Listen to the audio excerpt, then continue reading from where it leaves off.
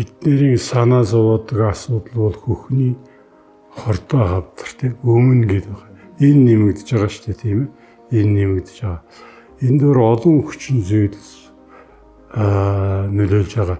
Яагаад дээр үед баг байсан, одоо яагаад их болж байгаа гэдэг асуудал гарна да тийм хүмүүсүүдийн донд.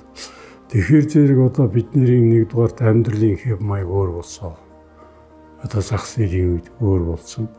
Бидний наад захын бидний идэх хоол, өмсөх хувцас, амьсгалах агаар өөр болсон.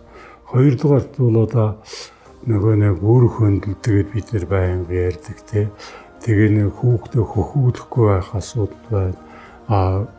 Тэгээд нөгөө төрөх орой төрөх юм уу төрөх насны одоо тийм одоо олон хүчин зүйлсүүд нөлөөлж байгаа шүү дээ тийм ээ хөхөнд.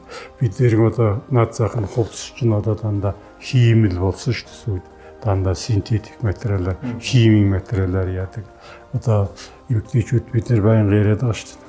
Хөхний даруул зөв сонгороо, хувцас зөв сонгор. Сүйд нэг үед бол манайх мод маяг дандаа нейлон өмсдөг болсон. Тэр бол зүгээр яг хавдруулах гэж хэлээгүй л зүгээр нэг нь зэргийн хүчин зүйлс болж байгаа юм.